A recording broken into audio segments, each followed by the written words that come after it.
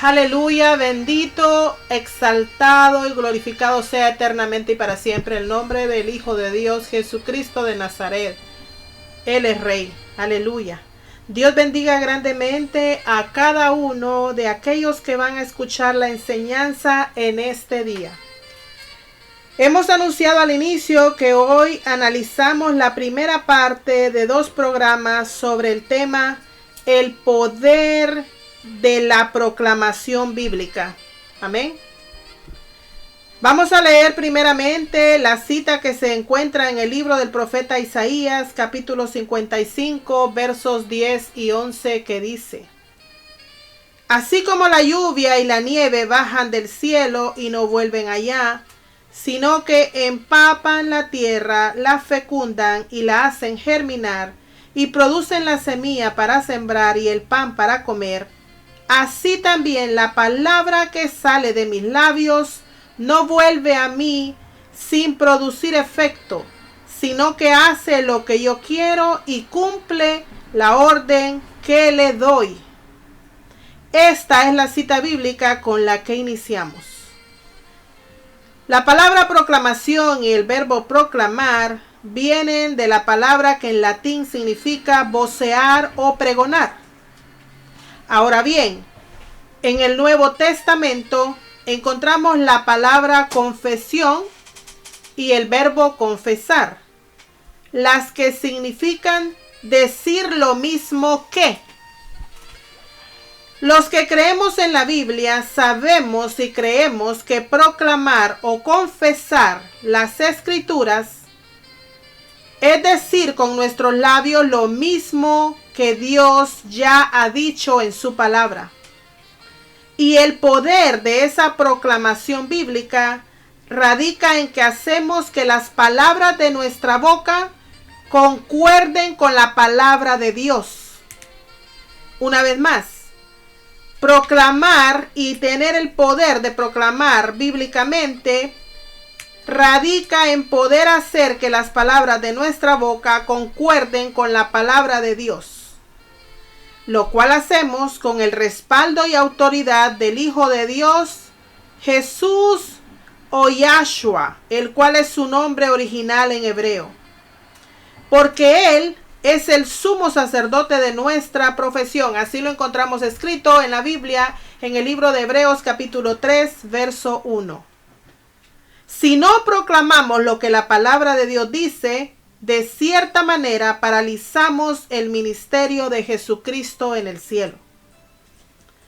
Proclamar la palabra de Dios es enviar la autoridad de la palabra de Dios a cierta situación, ya sea a nuestra vida, nuestra familia, nuestra salud, nuestra seguridad física, la vida de la iglesia, la situación política de nuestra nación o cualquier otra área. Hay muchas situaciones o áreas en la vida en donde se necesita liberar el poder de Dios. Al hacerlo, nos convertimos en un heraldo, quien es aquel que proclama algo con la autoridad del gobernante que lo envió. Amén. Al proclamar la palabra de Dios con fe, se producen grandes milagros. Existen muchos, pero muchos testimonios que así lo relatan. Todos conocemos sobre la vara de Moisés. Toda la obra que Dios le había llamado a hacer fue a través de aquella vara de autoridad. Ahora bien, si somos creyentes comprometidos que creemos que la palabra de Dios y creemos en ella, que la palabra de Dios es viva y eficaz, entonces nosotros, al igual que Moisés, también tenemos una vara de autoridad. ¿Saben lo que es? Es la Biblia. La Biblia es nuestra vara de autoridad. Yo le invito a que ahí donde usted está escuchando, pueda acudir a su Biblia. Sí, vaya, búsquela, tómela y levántela en alto y diga lo siguiente: esta es mi vara. Con ella puedo hacer todo lo que me dice Dios que haga. Amén. Gloria sea a Jesús. Tenemos que entender una cosa primeramente. Que la Biblia es un libro sobrenatural que tiene un poder infinito. Aquí voy a leer una cita bíblica que demuestra el poder de la palabra de Dios. Vamos a ir al Salmo capítulo 33, verso 6, que dice: por la palabra de Dios fueron hechos los cielos, y todo el ejército de ellos por el aliento de su boca.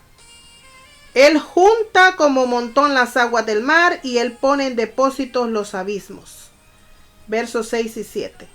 Específicamente, el verso 6 de este capítulo 33, entendemos en esta cita bíblica que todo fue creado por medio de dos fuerzas. La palabra de Dios actuando conjuntamente con su aliento, que en hebreo es ruach o espíritu. Sí, es lo mismo que nos ocurre a nosotros al hablar. Antes de emitir una palabra debemos respirar, pongan atención a esto. Debemos llenar nuestros pulmones de aire y luego soltar nuestro aliento al hablar. No puede realizarse esta acción de ninguna otra manera posible. La palabra sola, sin el aliento de Dios, no vivifica. Y lo digo una vez más, la palabra sola, sin el aliento de Dios, no vivifica. Las palabras que nosotros decimos son poderosas. La Biblia relata que Dios Todopoderoso, cuando creó al hombre en el Edén, lo formó y sopló aliento de vida sobre su nariz. Es decir, que el aliento de Dios, el ruach de Dios, el espíritu de Dios, está en nosotros. Amén. Voy a leer otra cita bíblica que la encontramos en Segunda de Pedro, capítulo 3 y verso 5. Dice la palabra de Dios, Segunda de Pedro, capítulo 3, verso 5. Estos ignoran voluntariamente que en tiempo antiguo fueron hechos por la palabra de Dios los cielos, también la tierra que proviene del agua y por el agua subsiste. Por lo cual el mundo de entonces pereció anegado de agua, pero los cielos y la tierra que existen ahora están reservados por la palabra misma, guardados para el fuego en el día del juicio y de la perdición de los hombres impíos. ¿Qué quiere decir esta cita que acabamos de leer en Segunda de Pedro capítulo 3 verso 5 en adelante? Que la palabra crea, la palabra sustenta, pero la palabra también destruye. Eso revela el verso que acabamos de leer. Sí. Y bien, con esto último voy a dar por terminada esta primera parte sobre el tema del poder de la proclamación bíblica. Espero haber sido lo suficientemente clara con la introducción de lo que aquí hemos aprendido hoy. Con esta parte termino y dice: proclamar la palabra de Dios es enviarla para una situación. Requiere confianza y valor, no es para tímidos. Tenemos que confiarnos y decir: es la palabra de Dios, y cuando la confieso creyéndola en mi corazón, el Espíritu de Dios es el que habla a través de mí. Y mi confesión es tan eficaz como lo sería si Dios mismo lo hiciera. Amén. Que el Señor les bendiga y espero podamos escucharnos la próxima semana con la parte segunda del tema: el poder de la proclamación bíblica. Aleluya.